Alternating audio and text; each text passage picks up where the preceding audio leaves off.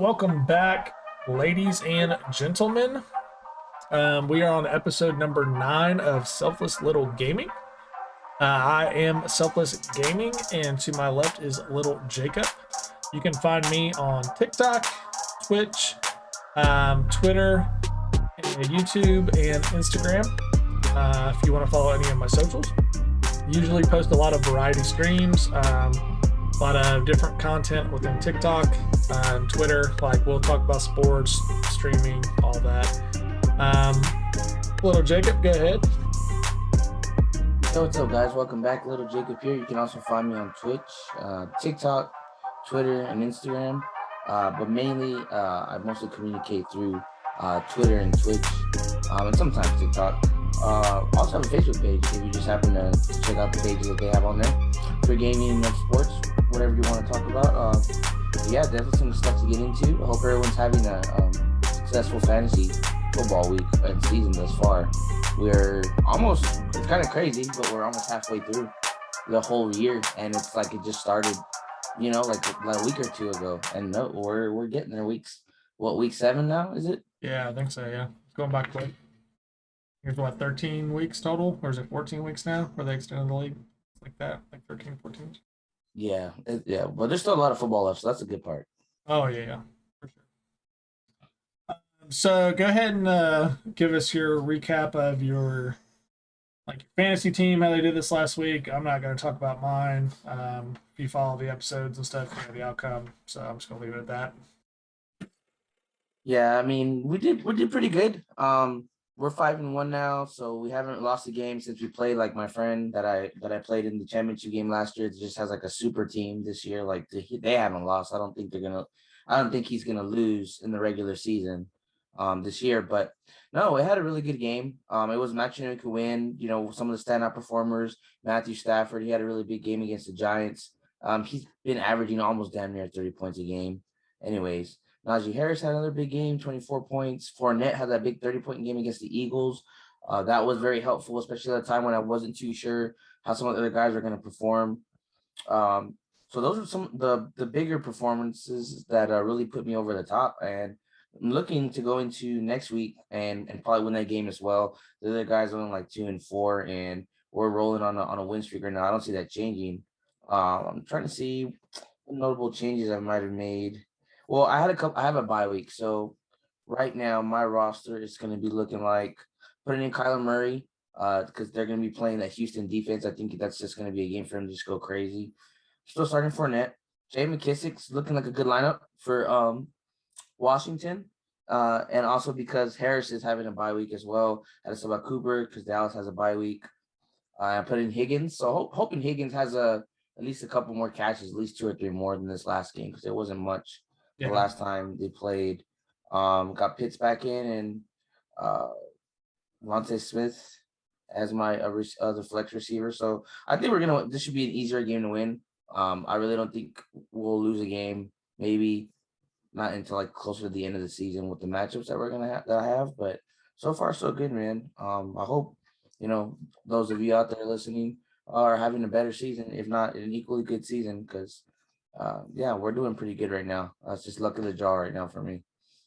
That's good, man. I'm glad you're having success because just sum it up, I lost by 8 points this past week, and that's been the story of my fantasy week. Yeah, the close games. I know what you mean. Every time, so.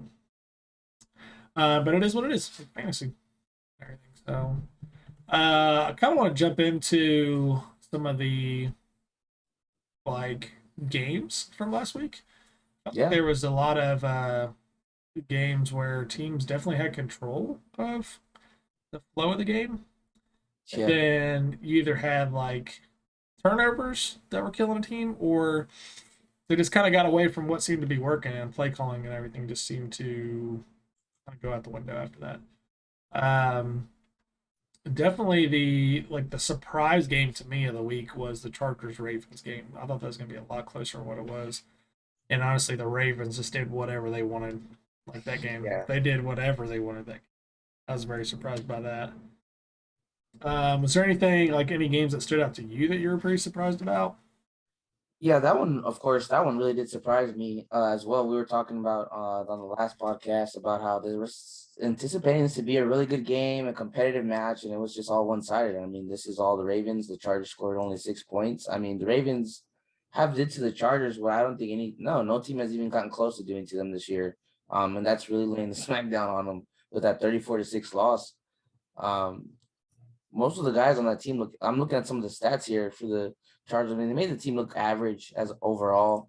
Lamar Jackson just had a really not even a great game actually. Now that I'm looking at it, he threw two interceptions and a touchdown. Only threw for 167 yards. So Lamar Jackson wasn't even really making a huge impact as far as throwing. He Uh, did have 51 carries or 51 carries, 51 yards and 8 carries. Um, so I mean, he did make an impact on the ground. Looks like Devontae Freeman had a touchdown, 53 yards. Looks like there's 3 rushing touchdowns total by this football team. their And then defense the stepped one up a lot, though. Their yeah, defense the had some key defense really plays. set out to you as well. Um, I think they didn't have any turnovers here because I don't remember seeing the whole game. No, I didn't see any turnovers here, but I mean, either way, like it was just a dominant game. I was really shocked that it went the way it did, and the Ravens just find ways to make big plays. It's like their play style is really not. It's not really methodical. It's really kind of just like this really big mix. You don't know what they're gonna do next. Whether it's Lamar Jackson running the ball, him throwing it, they throwing it, doing a reverse to somebody, even Lamar Jackson because he's got the speed to do a reverse play and get the ball. It's pretty crazy, and it's winning, and they're making it work. I don't know how long it's gonna last them being able to play like this, but you Yeah, know, it's pretty good. they definitely have. They are definitely like a smash mouth football team, and I kind of we talked briefly about it and everything after the weekend, or it may have been Sunday. I can't remember. But I remember making the comment of I actually think them bringing in these veteran running backs like Freeman and Le'Veon Bell and a lot of those guys that have played, they have a really good understanding of the game. And with the Ravens offensive line, I really Yeah, think that has made a big impact because not to say like J.K. Dobbins or Gus Edwards or any of them wouldn't have been good this year behind that line, but like especially Le'Veon Bell when he was prime Le'Veon Bell, like the dude was always patient behind the line.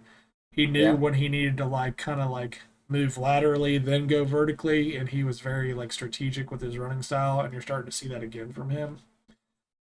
So I know some teams have actually like reached out and acquired about those running backs, but hmm the Ravens are systems obviously working for them, and they're not giving them up. So I was very surprised at the outcome of that game. Um, yeah, definitely. No, that was a really surprising outcome. Yeah, I mean, we might as well just get into the other really interesting game that should not have been anywhere near as interesting as we're talking about, and it's the Dallas Patriots game. That was just a wild ride all the way through. Um, yeah, man, like you look at the stats of that game. Hold on, I'm gonna pull mhm. this up. Yeah, and that was probably a more frustrating thing to watch as a fan is to controlling the time of possession of the football.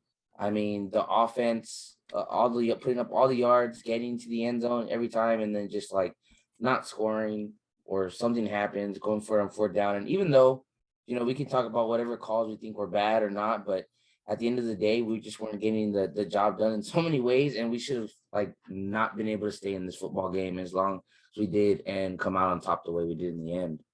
It's pretty crazy. So, There's a lot of penalties too that we were committing over 100 yards. It's nuts. so The whole game. Dallas had on total offense 567 to New England's 335. Dallas had almost 40 minutes of time of possession, and if you really think about it, like the game is 60 minutes, Yeah, so they literally had 40 minutes of it, and they had 32 first downs to New England 17. Both teams had two turnovers. Like how this game went into overtime, it's just kind of crazy, man. It's and like I know like one thing, the only thing I will question hmm is I know you're on the one or like really like the 5 inch line, and Dak scored on third down.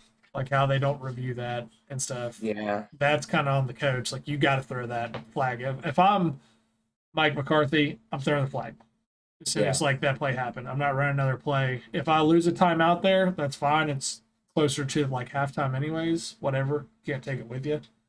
yeah, But I'm throwing that flag there because pretty sure he's in. But like pound the ball with Zeke. If you're that close, like the dude is top 3 running back in the league right now. You're gonna let him get ahead of steam. My dog's like sneezing here. Hold on a second. it's all good. It's got to get it out.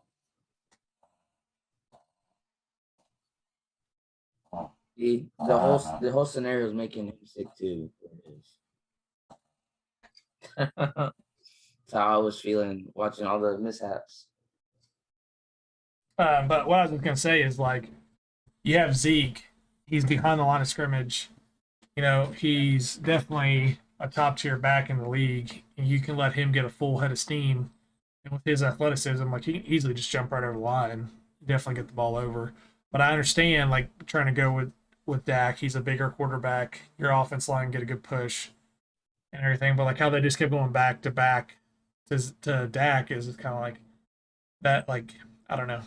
I well when he Yeah, didn't I didn't convert it agree with on this third, running that play twice. I yeah. didn't agree with running that play twice Like at all. if you don't get it on third, you're gonna go for it on fourth. Like I'm going to Zeke in that situation. Like let the guy get a full Yeah, head of steam, power through people. absolutely. Um, Um, it was a good game. Like the game was yeah, really good and entertaining. and it was awesome to see CD Lamb just have a really big day. He had 9 catches, 149 yards, and 2 touchdowns, and the walk off one for the win. That was just a crazy ending. I'm here like after seeing Zerline miss a kick earlier in the game, and we've been having an issue with him where he's missing these extra points or field goals that he should be making, and then you have to watch him make a clutch kick to take it overtime, and that's probably the most nerve-wracking thing because you just don't trust it. But then he nails it, like it's okay. I didn't miss at all, like yeah. So the emotions for that game is definitely up and down to the last minute. It kind of didn't like hit me that was the game-winning touchdown. He threw to the Lamb at the end just because I was like so worked up from the whole thing. It was just like it's over, like Yeah. it's finally over. The relief of the situation. But yeah, that was definitely a game that it should not have been close at all. But New England has made it tough for even good teams to go in there and play well in Gillette Stadium. Even when Tom Brady and the Bucks were there, that they didn't exactly have like the biggest game against New England when they went over there. So they have been playing pretty decent for sure. Like they're not a bad team.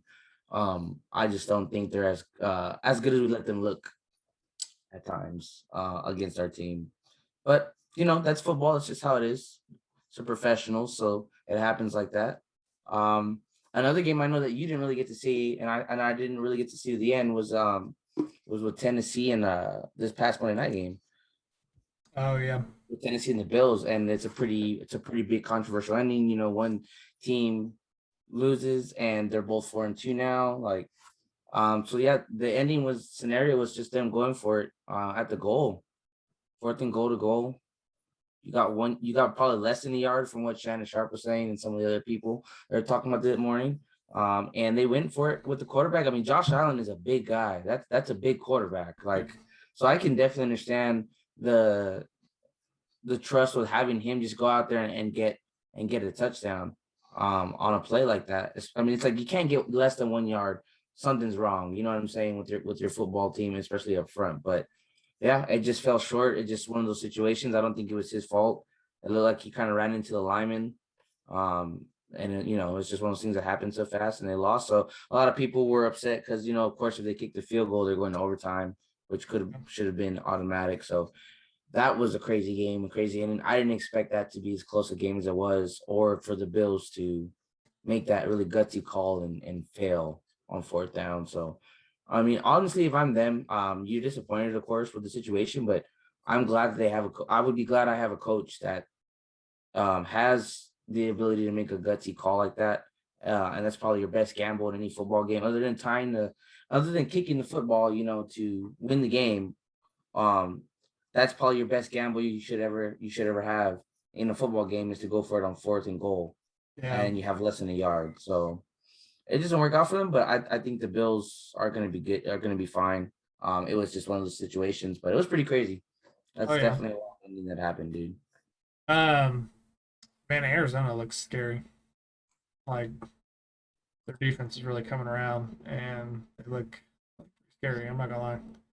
Like I didn't expect them to one be still undefeated, but two also like continue to put up points and play to the caliber of what they're playing right now. Like Yeah, it's just kind of crazy that they're still putting up points like they are. It just really seems like teams are having a hard time figuring them out at this moment. yeah. So their schedule, dude. Look, so this is the remaining schedule, and it's crazy because I don't see them losing maybe more than 3 of these games. So there's the Packers, which is going to be coming up on the 28th of October because they're playing the Texans next. So that's going to be a win. Yeah. The 49ers, the Panthers, Seahawks, Bears, Rams, Lions, Colts, Dallas, and the Seahawks again. The only games that I really see them maybe possibly getting a chance to get a loss would only be probably the Packers, the Rams, Dallas, and that's probably about it. I don't see them having trouble with those other teams that I mentioned, like the Bears, and definitely not the Lions, and I don't think the Colts and maybe the Seahawks, but I don't think so. Not without Russell Wilson, they're not. I don't think they'd have a shot against the Cardinals. Yeah, I agree with you there. Their schedules actually, like if teams continue the way they are now, Yeah, their schedule looks very, very light. There's, like you said, there's only two or three teams that actually could really present like a threat. That there. yeah. Um, Kyler Murray's just playing great football. he Everyone in the is. roster is He playing great really is. football. It's nuts. What he's doing. Uh, I think James, who caught the most passes, James Conner? No, not James Conner. Actually, looking at this, Murray's just spreading the ball around. He is. Really, They have a lot of weapons, man. They do. 2 touchdowns to Hopkins, one to AJ Green, which is kind of a steal for them because he's still a great athlete and receiver. And then Christian Kirk caught a touchdown. Yeah, so yeah, Kyler Murray's just killing it on all levels. It's pretty insane. Yeah. Um, let's see here. How do you feel about this upcoming week with like stardom and sit 'em? Like who are you looking at to definitely start and play?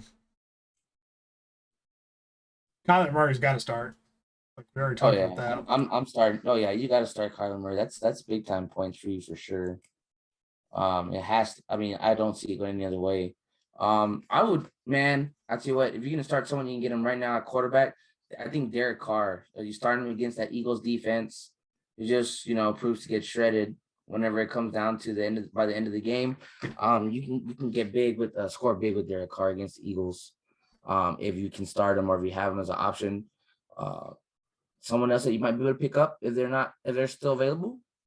Or if you just have seen on your bench, probably consider starting Sam Darnold against the Giants. They're not gonna. They're not. I don't think they're gonna stop that offense. I see the Panthers bouncing back from that loss that they took and taking control on offense because they're still a pretty good football team. And that game was crazy too. It was wild.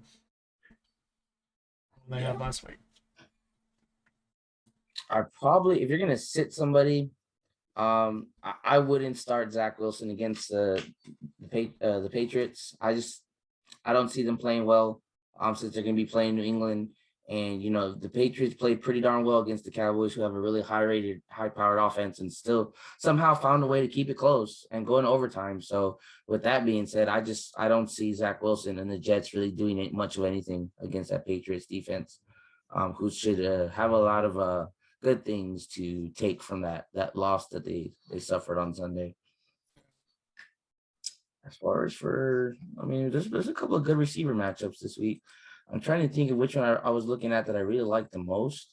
Um, but honestly, you know what? If you're gonna start somebody for sure, I mean, I think AJ Green is a good shot to start. If you start him against the Texans, he showed that he could still go out there and catch the football, make big plays. He's definitely a nice weapon for Kyler Murray. And it's more as more that DeAndre continues to see things like double teams and some of the coverage kind of gravitates toward him, I think you'll start seeing AJ Green getting open a lot more, and especially against this Texas defense that's probably primed to get like just completely run through. They're 1-5, and this is a Cardinals, so Yeah. that's a good bet, especially if you don't have him picked up already. Because I kind of forgot AJ Green was even on the Cardinals myself. They just got Zach Ertz too.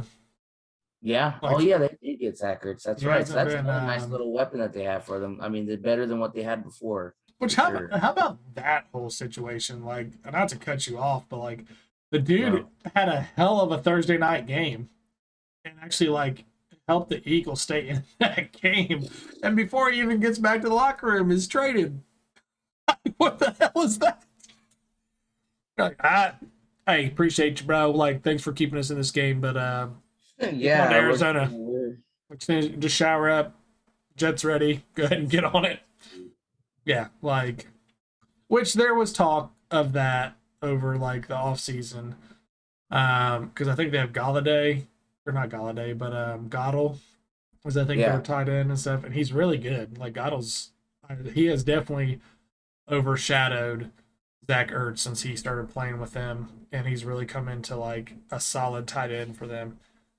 So there was kind of those rumors of trade opportunities and stuff in the off season or even preseason, but they never came about. Yeah. Um, so I'm kind of questioning what the Eagles are actually doing right now because I also saw a thing where they were willing to make a deal for Deshaun Watson and everything. And What? that's not your issue. Like Jalen Hurts is not your issue. Like your issue is actually um your offensive line. Your offensive line's terrible and stuff. So Yeah.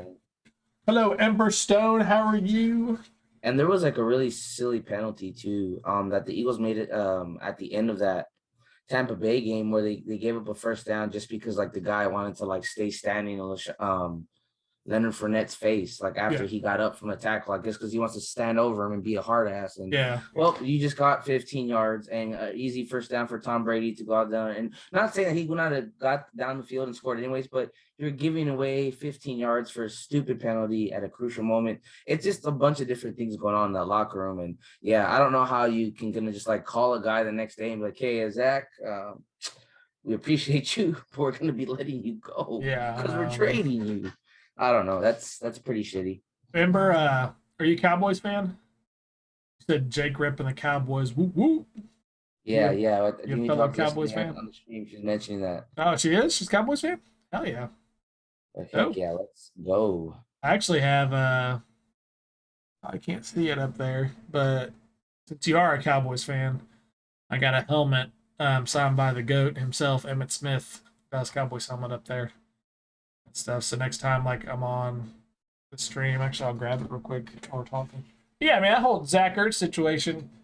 I just like remember seeing the next day on ESPN where they're like, "This is Zach Ertz last time in Eagles locker room. He's already traded." And I was How like, "Dude, rude. what?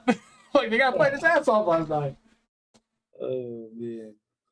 But Oh, also, chat, just know this, okay? And I realize that circumstances may be different depending on personnel, but one person that I wouldn't start kind of as a hard to see. receiver, just to kind of touch on that, that would be DeAndre Swift. I mean, I know he's playing really well, and I mean he's probably one of the best offensive players that the Lions even have, but going against that Rams defense, don't fall for it. They're not letting Swift get out and make plays. Like Jalen Ramsey's been locked down all year. I think their whole secondary is pretty good for the Rams. So yeah, don't get baited into starting anyone on the Lions offense, I would say, for this week.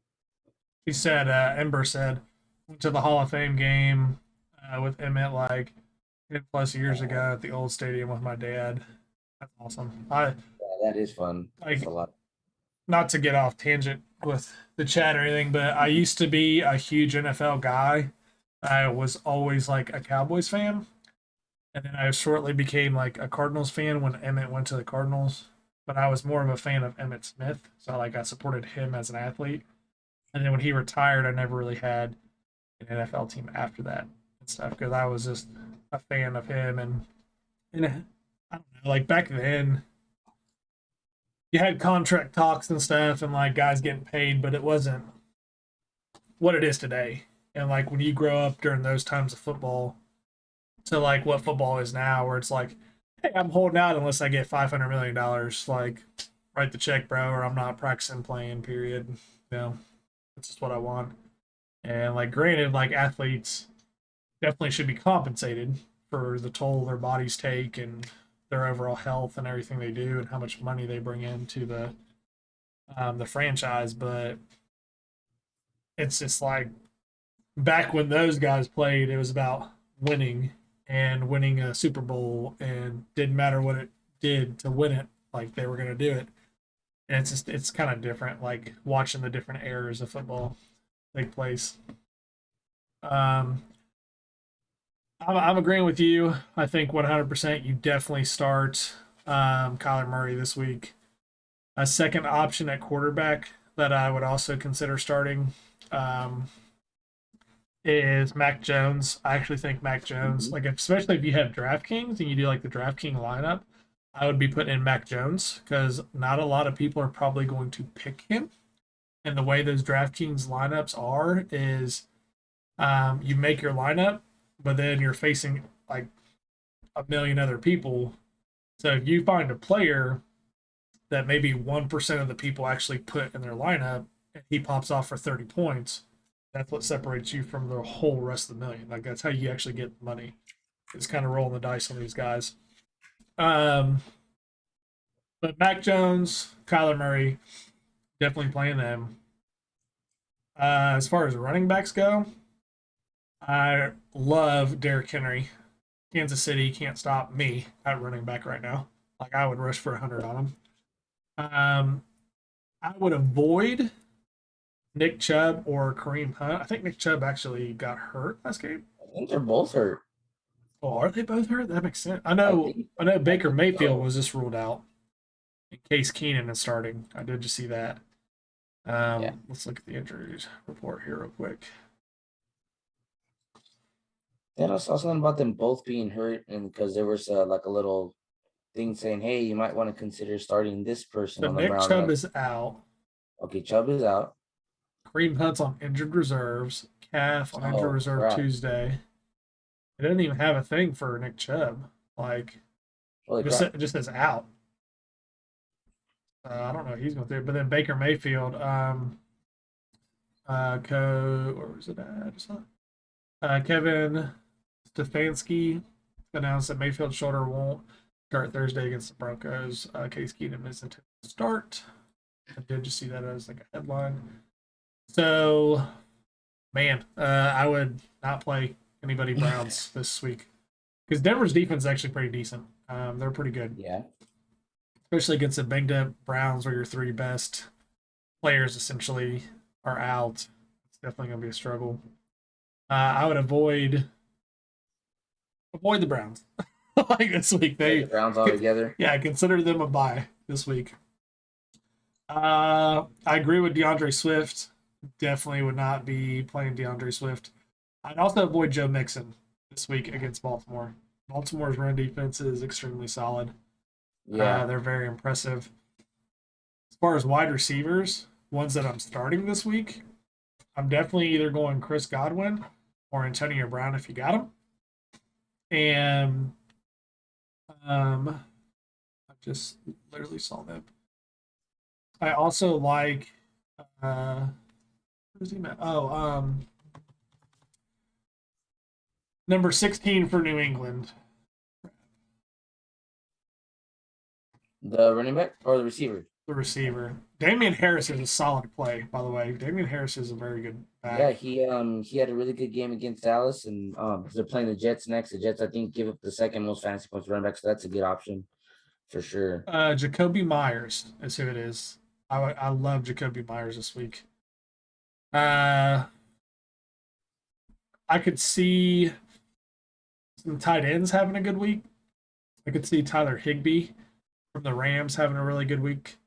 I could also see Kyle Pitts Hope so. from Atlanta having a good week against Miami. Miami seems to struggle quite a bit against tight ends with their Yeah. defense, but their defense has been getting better. Um, so like that would, I mean, those are kind of my plays. If you can pick up a defense, like if you want to kind of go a defense that hasn't been picked up or for some reason they've been dropped, you may actually look at getting the Denver Broncos if you can, because obviously Cleveland's banged up. But New Orleans, I think, is going to have a field day with Seattle because I just saw where Seattle acquired for Jacob Eason from Indianapolis. They just acquired for him to come in because Geno Smith, like, he's gonna get it done and stuff. So, uh, what? All right. So let's do our little segment here. We haven't really done this one in a while. Evil Empire, laughing all the way to the bank. All right, you got to pick 3 games to bet on. What games you betting on? What teams you going with? Why? Okay. 3 games to bet on. 3 games to bet on. Well, definitely one of those games, Tennessee and Kansas City. I think that's a really good game to bet on. Um, Man, as good as I feel that Tennessee has been playing lately with Derrick Henry, I don't think you can go wrong with betting on Tennessee to beat the Chiefs. I can really see Derrick Henry causing problems um with that defense. I mean, the guy's he's doing what he did last year. He's just a monster. There's no stopping him. I mean, the guy's almost got 800 rushing yards already.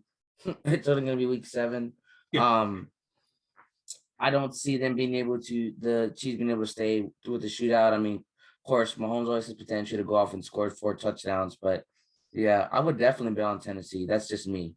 I think they're coming off of that big win against the Bills. Uh, Derrick Henry has a full head of steam. Julio Jones seems to be coming around with his relationship with Tannehill. Yeah, so I would definitely put my money on Tennessee for that game for sure. Um, honestly, this week I actually made bet on these. The past like 3 weeks, I'm been bringing in some of the moolah, so it's been Mm, very good. Fantasy has sucked, but like I'm actually winning money, which is that's good. good. That's good to hear. Yeah, so that's why I'm not like over here with a bottle of bleach and stuff, drinking it in the middle of the podcast.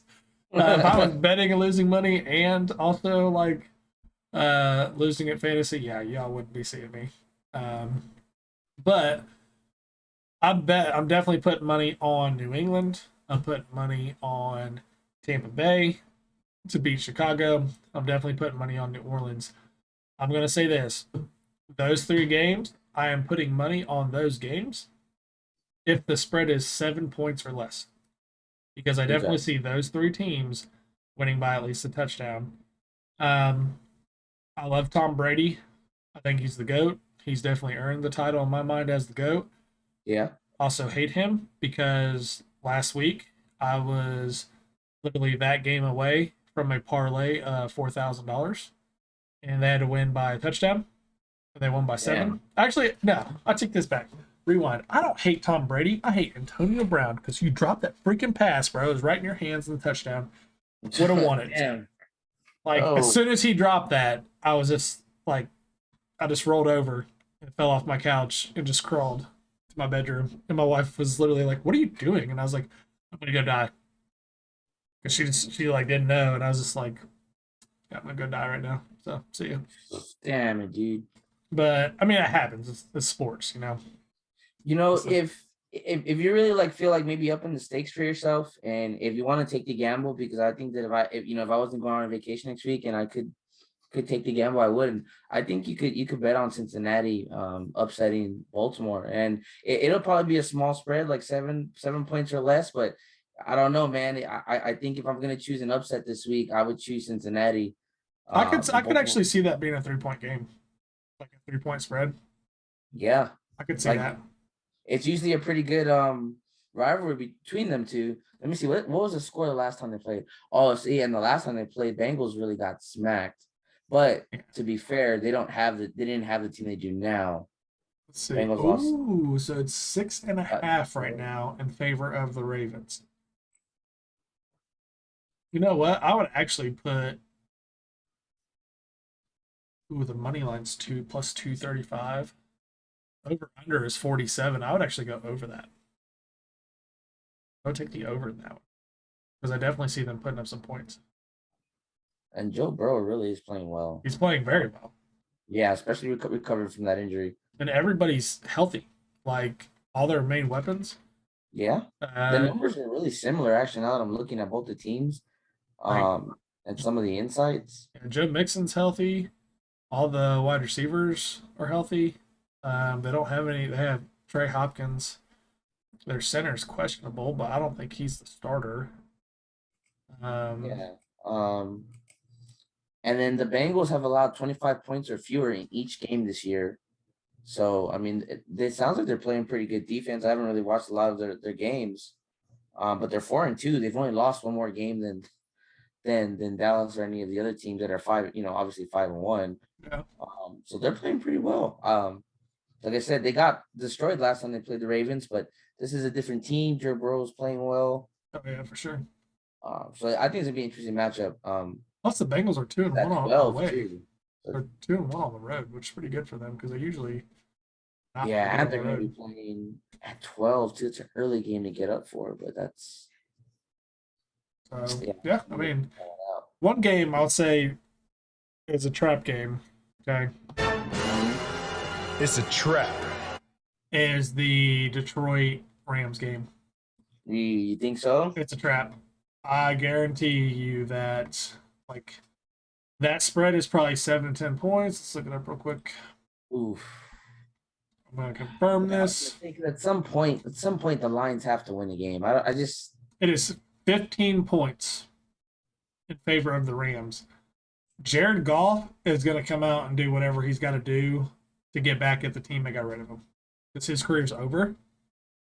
Like with the Rams, like y'all think of Matthew Stafford from a fantasy standpoint. Matthew Stafford was always a good choice. Not a good choice. No, he was a good choice. He wasn't like a great choice, but if you couldn't go wrong, it's a good backup. Yeah, like you could take him in later rounds and you could actually play him and he would get you consistent fantasy points. But he also had Marvin Jones, Kenny Galladay, like all those guys that were there. Now, Jared Goff doesn't have anybody, but they're still putting up points. He knows that system too. He knows the defensive system from the Rams because he's gone against it and everything. And that is, I'm calling it right now, that's a trap game. It's a trap game, man. Yep. I'm not going to say they're going to win, but if you bet on the Rams to win that, you're going to lose money. I'm going to put that out there.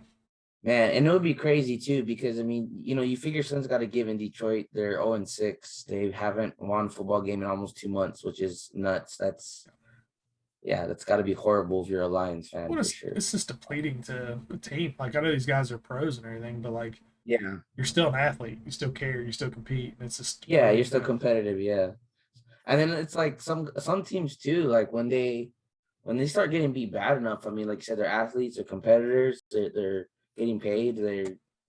Something's gonna give when you just one game you just play balls to the wall and you don't you don't leave anything out. You don't leave anything on the table. It can happen. You can come out and get smacked right away, which is kind of like what happened to us when we played the Panthers. What happened when we played pretty much the Patriots. Like some teams will really come out and smack you. It doesn't matter how bad they're playing. So yeah, you might be right. That'd be pretty crazy to watch. I think it's an early game too. Oh no, it's a midday game. Yeah. So yeah, that's either gonna be a crazy upset or one-sided. Either one of those. NBA season has started, has officially tipped off. I'm gonna talk briefly about a couple things. Looking at some scores right now, the Knicks are actually up by 8 over the Celtics with 8 minutes left to go in the fourth currently. But this year, let's start with baby back, cry baby Ben Simmons, man. Like, I'll let you start with this one. Yeah, no problem. I think, one of the big games that already happened last night, opening night, the Warriors of Golden State, the Golden State Warriors, Steph Curry and company went and played the LA Lakers, the new LA Lakers, or I would say just a couple of new additions there. Man, dude, Curry had a triple double, and they got past the Lakers. It was 121-14, and that's because both AD, Anthony Davis, and LeBron both had really big games. Russell Westbrook was. I'm trying to look at the box score here for Russell's stuff. I don't think he played as well. It's his first game with them, so he didn't play maybe as how you would think maybe or hope. He His struggled, first yeah. game. He definitely struggled. Yeah, he went 4 for 13, so he really he was just throwing up some bricks, honestly. But the Lakers look like they're going to be pretty good. I'm curious to see how long their health and everything lasts throughout the course of the season, and then if they're actually going to be in good shape for the playoffs or what, you know. So that's going to be interesting to see. But yeah, I mean, LeBron James, Anthony Davis, DeAndre Jordan, Kent Bazemore, and Westbrook started yesterday. Then you got Rajon Rondo, Carmelo coming off the bench, Dwight Howard, Avery Bradley. They got some pretty good players on that team. They got a lot of veterans, man. But no, last night the Warriors really took it to them though. Steph Curry had a really big game. Klay Thompson was looking pretty good. Yeah, what was the final of that? Wasn't it like yeah. 120 to like 114 or 115 or something? Like it was. I know it was like it wasn't double digits they lost by, but I know the Lakers didn't play all that great either. The what on the Lakers? Yeah, I know like the Lakers didn't play that great and everything, but And correction, not Klay Thompson. I don't know why I said Klay Thompson. I know that Jordan. game wasn't double digits like a loss, but I'm surprised it wasn't. So yeah, I mean, this was a really good opening night for the Warriors, even without Klay Thompson. And you know, once he ends up coming back too, that's just going to be another addition. So it's going to be curious to see how they go forward. They have Andrew Wiggins, Kevin Looney. He's pretty decent. I mean, they looked good last night, so that was a big game. The other big game that happened last night was the Nets and the Bucks, and yeah, the Bucks really just shine. They look like just like their old championship form. It doesn't look like they've lost a step. Giannis played great. I mean, looks like he's just going to go on another MVP campaign run. That whole team is going to be looking to get back to the finals at the end of the year. And I'm already seeing them at least in the Eastern Conference Finals for sure. I mean, there's no doubt on that. It's just a matter of who else they're going to play. So there were some really, really good games. Bro, before you move on, Mm-hmm. just think about what Giannis is doing right now. Mm-hmm. What he did last year, and you can say like, "Oh, COVID, whatever," and stuff still played a part in it. Or I know I kept seeing the narrative of like, "Well, heck, man, they didn't play any teams like all the way to the finals because everybody was hurt in the East." And but like, it doesn't matter at all. Like the dude, like you think of who the Bucks have. Okay, Bucks really just have Giannis. They have obviously some other key players, but on their roster right now, you got Giannis, George Hill, Drew Holiday, Rodney Hood, Brooke Lopez. Let's see who would be some other key contributors. Honestly, that's pretty much it. They got his brother, Thanos, and then Grayson Allen. That's pretty much it. They got a squad. They got a whole squad with veterans, with guys that are winners. Yeah, but like you look at that team, and then you're like, oh, tonight they're going to be facing against Kevin Durant, Kyrie Irving, James Harden. Like you start naming off people for the Nets, and it's just kind of like, holy crap, dude! Like, do these guys have a chance? You know? And Yeah, I get what you're saying. this is crazy. Like when you look at the rosters and the talent, and it just the reason I'm bringing it up is because you have all these like all stars. We have all of these guys who are pro, first team, whatever. Like this is literally their lineup right now. LaMarcus Aldridge, he's probably gonna be a Hall of Famer. Yeah. Kevin Durant, definitely a Hall of Famer. He's had like multiple scoring titles. Blake Griffin, one of the best. James Harden, Kyrie Irving, James Johnson, Patty Mills, Paul Millsap. Yeah. Who has been I think he's got like 20 All-Star appearances or something. Like, it's crazy. Like their lineup they have, but they just can't get it to come together. The same way, yeah. And it's just, I don't know, man. Like you see this stuff of like building super teams, but a lot of times like they don't win. Like they'll Yeah, get because the there. team chemistry isn't there. Like Yeah. the team chemistry that the Bucks have isn't the same kind of team chemistry that the Nets have, and you can tell the difference in it just based on how things are going. I mean, the Nets have their own issues and things that they're going on with them.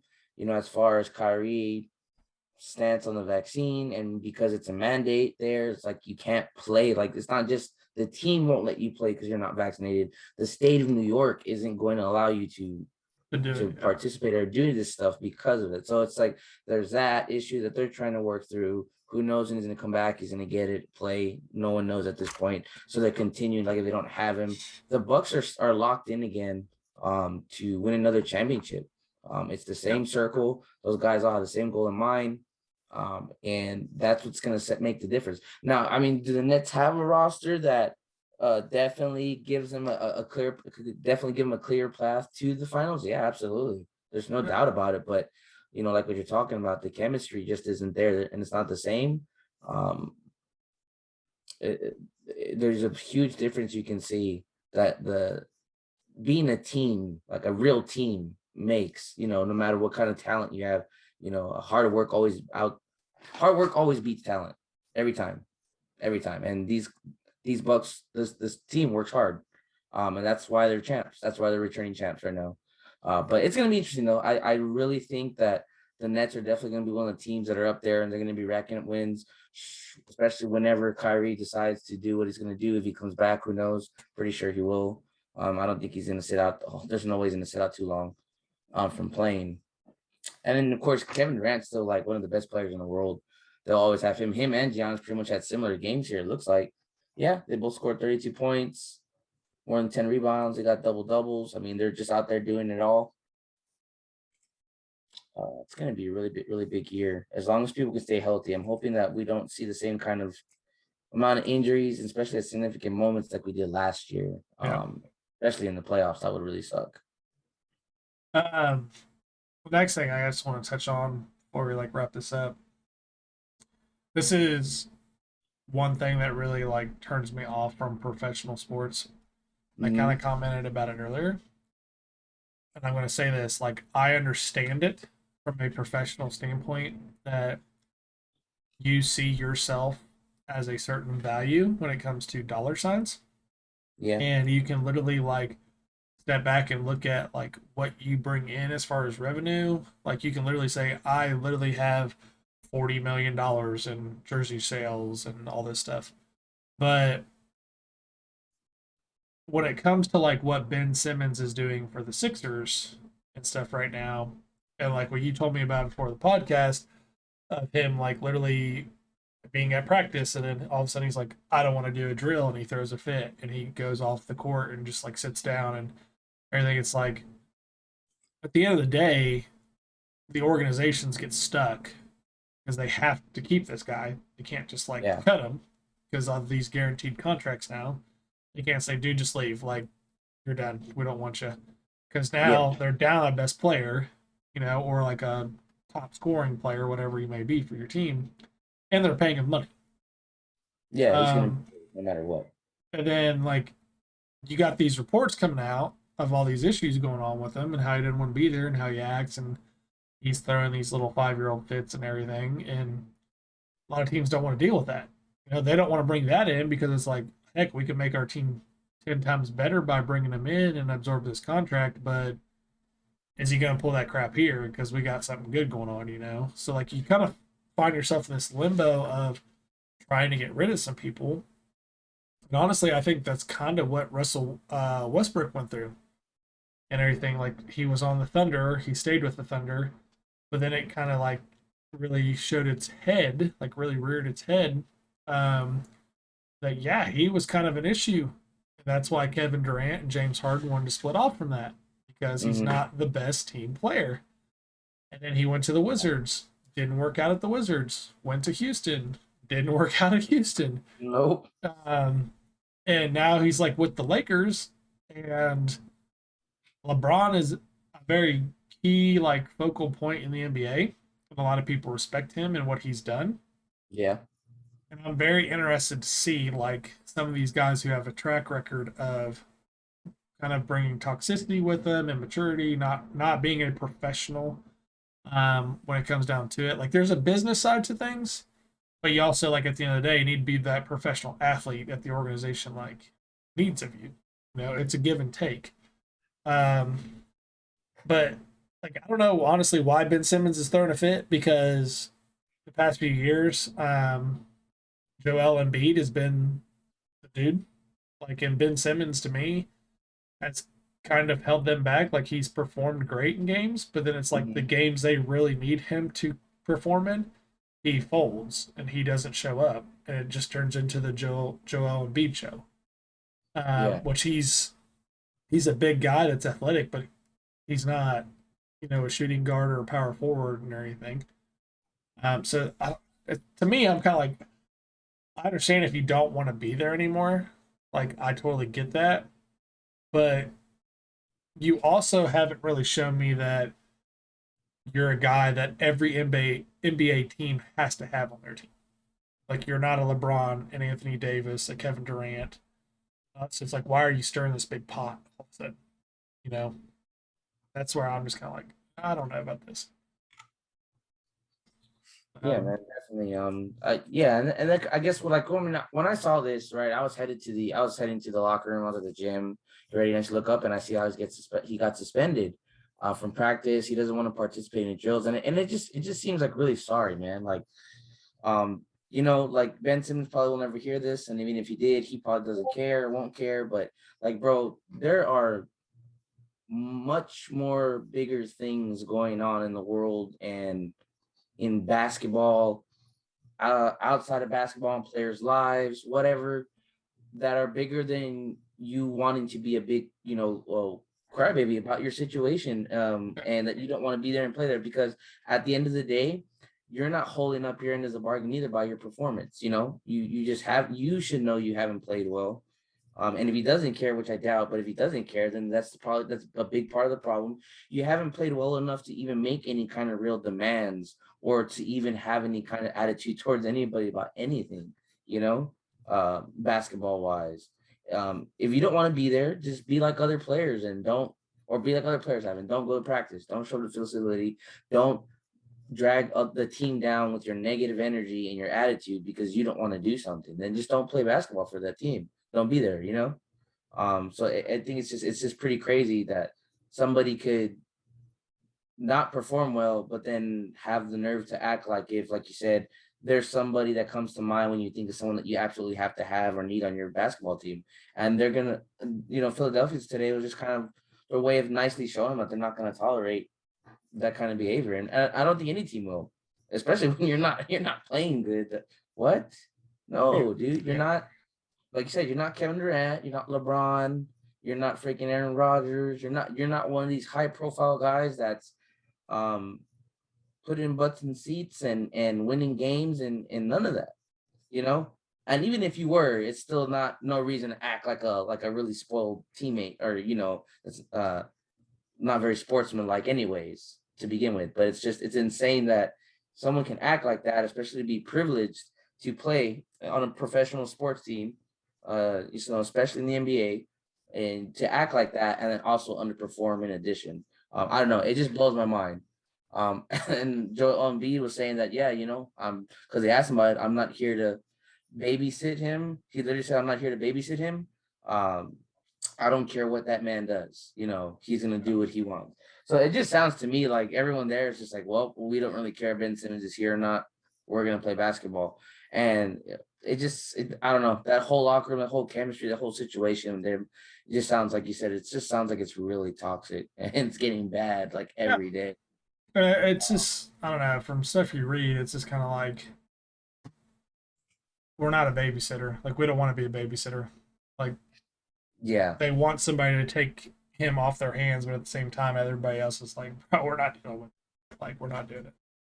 Yeah, because the Sixers already made like clear, like they're not gonna accept any role players or anything for him. They're gonna only take somebody who they think is of equal value to Simmons. Which, lucky for him, they still obviously value him as a very high value player. Yeah. Even with his attitude that he's having. But no, like they're not going to give up anything less than another star player. Shoot, like it's not just that; it's just him not showing up for practices, for team meetings, for whatever they got going on that they're doing as a team. He's been fined 1.4 million for his absence from 4 preseason games during 60K each, just because he didn't even have to play. He could have just put on the damn jumpsuit and just like been on the side with the team, but because he failed to do that, he's just throwing away money. I don't know. It's just like the whole situation is just like it's bad. It's just a really bad look for him.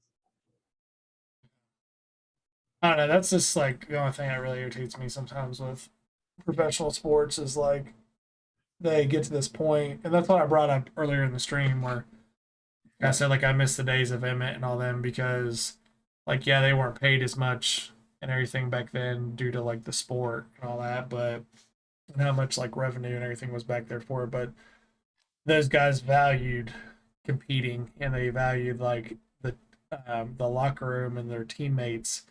And it was very much like, I mean, dude, I remember Emmett Smith freaking dislocating his shoulder in the middle of a game. And these guys would be out, they'd leave the game and stuff, which I understand. They're multi-million-dollar athletes now and stuff, and they want to play forever. But I'm just going to say this. Emmett Smith was undersized. Emmett Smith was not the fastest back to ever be in the NFL. But dude dislocated his shoulder. He went out, got the shit taped up. He went back in. He finished the game, and he had like 2 more touchdowns that game. And he didn't miss the rest of the season. Like, they got a brace on him and stuff, and he played the rest of the season. And they went on to win the Super Bowl. Yeah. Like, back then, that was when guys would literally rip your head off. Nowadays, you touch somebody the wrong way, and you're going to get a flag. But yeah, it was a lot different back then. Definitely a lot more brutal. But, like, it's different times, You're comparing apples to oranges, and it's a whole thing people go down a rabbit hole about, but that's just like I love professional sports, but it's honestly just one of those things, man. When I see this stuff, it's kind of like this is why I prefer college. Like these kids are there, which I will say this since we're on the topic of it, I am kind of afraid because the past couple of years, you're starting to see these players, these high profile guys, where it's at the end of the year and they sit out during their bowl games and everything because they don't want to take a chance of getting hurt. And there's been some times where you've had guys playing in the playoffs, a chance for a national championship, and they choose to sit out. That is crazy to me that you have the opportunity to play for a national championship and I get it, the fact of the money, and like you don't want to get hurt and everything, but been plenty of guys who blew out their knee or their shoulder or something their senior year and still got drafted very high, But the fact that people nowadays are like, nah, I'm not playing for this national championship. I'm on the team. I'll get a ring anyways. Like, if we win, like, that just blows my mind, Yeah, especially because, like, the small percentage of guys that'll ever, for one, get to make a college football team, two, even a smaller percentage that ever get to play in a bowl game. Yes. Or for any kind of championship, much less a national championship, right? Then the odds get smaller that you'll even get on an NFL team, stay on an NFL team, and get to the Super Bowl, and they win the Super Bowl. Like, it just gets more and more, like, less likely. So it's that's crazy that you wouldn't take that opportunity to the fullest. Because God forbid, I would never wish on anyone, but football's football, and you could be playing at a high level today and get hurt and never play again tomorrow. Yep. That happens. So I mean, I get like you said, the part of I'm not gonna play because I don't want to risk getting hurt in my draft value. But I wouldn't want to miss, especially a really big game for my football team either. That's just me, I guess. Yeah. So, well, that is it for this this episode. We're gonna be talking a lot more about basketball. We're definitely gonna keep up to date on football and everything going on. Well, Jacob's gonna be going on a cruise. He's gonna be chasing them honeys around the boat. He's gonna be getting them raised. But while he is gone doing that, we may throw in like a different episode. We may cover college again. We may have some guest speakers on with myself. There's quite a few like streamers and everything that I've kind of been like thinking about like them popping in and talking about where they started at, where the success of their streams are at now. That'd be cool. Some tips and tricks, for those who may find their channel to be a little stagnant. But yeah, I am Selfless Gaming. You can find me on Twitch, Twitter, TikTok, YouTube, and Instagram. All the handles should be like selfless_gaming or selfless gaming. I think my Instagram is like selfless gaming 34. But I'm on all of them and everything. Little Jacob, wrap us up, brother. Yeah, guys, same here. You can also catch me on Twitch, Twitter. It's gonna be little Jacob with the 3 at the end instead of an E. Yeah, let us know what you think. Always appreciate y'all's feedback and for y'all's listening. And yeah, I'm pretty excited about getting other guests on here too, and maybe we can, about going over other topics too, not just sports and games, other stuff in general, or anything that you guys want to talk about. Just let us know. We can definitely get that incorporated. But you all have a great week. Good luck in your games this weekend, your fantasy games. If you're betting, remember, this is not professional advice. Absolutely. Yes. This is bro advice. This is just the bro advice. Yeah. But good luck anyways, and you all stay safe and healthy. We appreciate y'all. You guys be careful out there, and we'll see you next time.